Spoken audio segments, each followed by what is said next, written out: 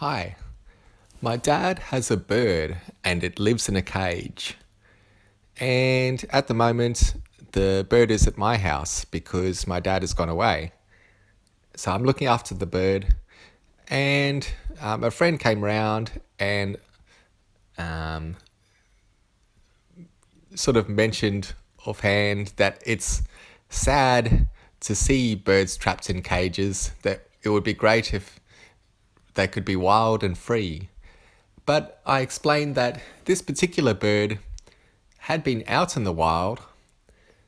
It had been flying around and it had followed the other birds around, and it had landed on the ground and started looking for food. And my dad could see that it was struggling, that it was suffering, that this was not just like any other wild bird, that it needed to be looked after, that there was something wrong with it.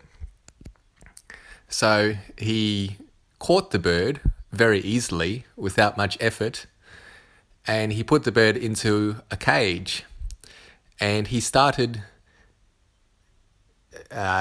the bird some food, and that bird basically ate for half an hour non-stop, just eating, and it looked like the bird had basically not eaten for a week.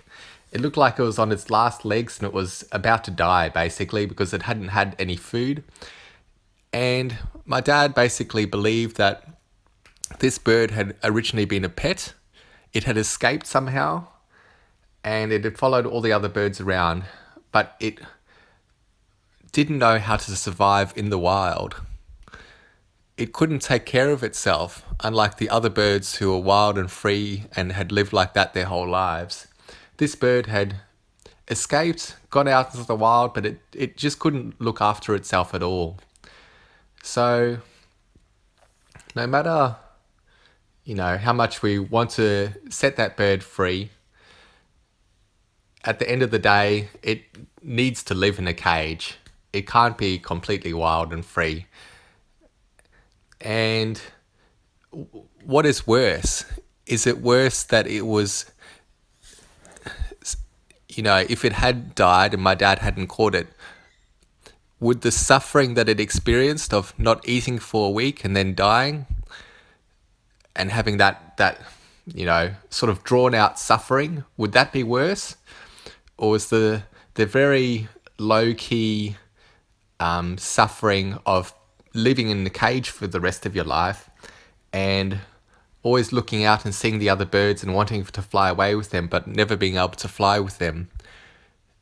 That's a small suffering, but it's an extended suffering that lasts for the rest of its life. So what is worse, in your opinion? From my perspective, either way it's suffering. Do you go for the really intense suffering, or do you go for the slow, drawn out suffering?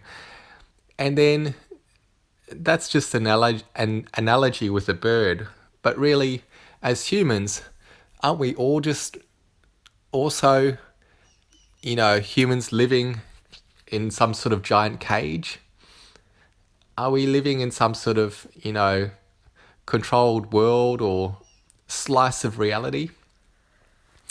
And someone is just looking after us because we don't have the ability to go out into the wider world and look after ourselves and survive out there?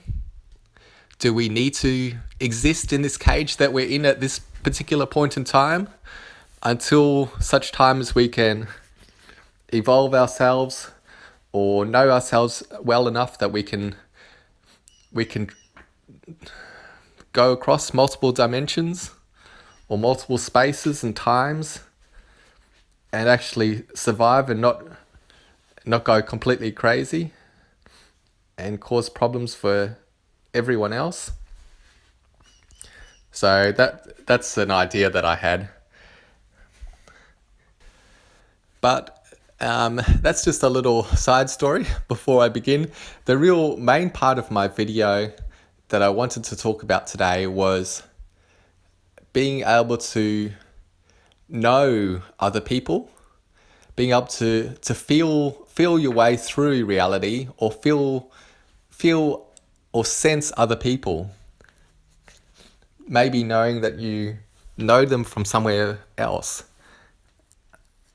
This is hard to explain clearly, but some of you may have experienced this. So those of you who have experienced or obviously have a better idea of what I'm talking about. But the people that comment on my channel, I really appreciate all the people who are here, and they're the people mostly that I really enjoy following as well. And for some of you, I feel like it's not just random that I found your channel or found you. Like, how can I say, when I came across your channel either in the comments or something like that, I saw an interesting comment perhaps, and I clicked through, and then I saw more, and I went from there. But sometimes I come across people and I'm just like, oh, I've got like a really good, you get a sensation, you get a feeling about that particular person, and you think there's something about them, like I really like what they have to say. At this particular moment, the things that they say or something about their videos, I don't know what it is, but I feel like I'm connected to that person. I feel like either like I know you, or I know what you're saying, or like I feel like we're completely in tune with our way of thinking at that particular moment in time. I feel like everything you're saying is just completely matches up with the way that I think and understand things. And we could be completely different people, and almost all the time we have completely different experiences. If you look at Mandela Effect people on YouTube, you'll just see a doctor, a dentist, a lawyer, a construction worker, an unemployed person, this or that, someone in the church. There's just like every type of person, and they're all spread out across different things that they do in different places around the world. And it seems like no two people are the same. They all have completely different experiences in life. And yet, somehow, some of us feel like we're part of a group, or somehow we're the same in some kind of way. But yeah, I feel like for certain people, I feel like I get an energy. I feel an energy around a particular person, around the content they put out or something like that. And then as I get to talk to them more or follow their content more in the future, all of a sudden I'm like, wow, they really, really do synchronize with me a lot, like even more so. Their ideas about the world, or somehow like as my ideas flow and change from time to time, they sort of seem to be synchronized with mine. So it's sort of like we have the same synchronicities. We follow the same energy, the same sort of path. We have totally different experiences, but it feels like we're following the same kind of like energy path through the universe is what I can try and say. The first person I ever noticed this with was my friend Carla, and I even asked her all sorts of intense things, and it's like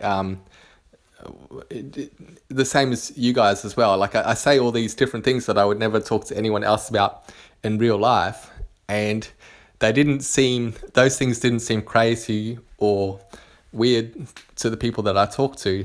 They've got their own experiences that sort of either match up, or they've got other strange things that have happened to them as well. So like it's really nice to be able to communicate with all of you.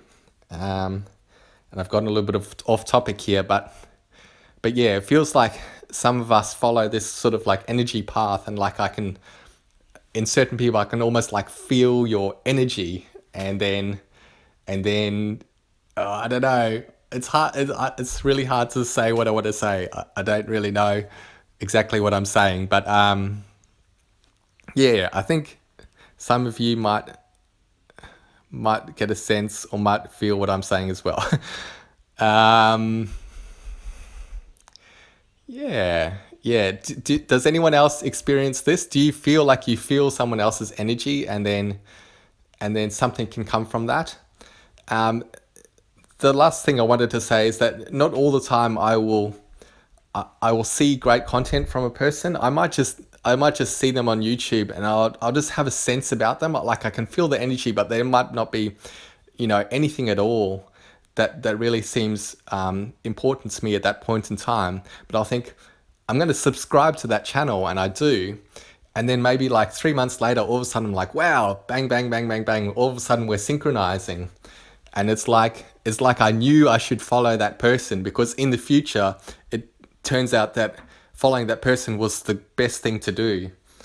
Um, but I didn't know it at the time, but I just had that feeling that I should follow that person.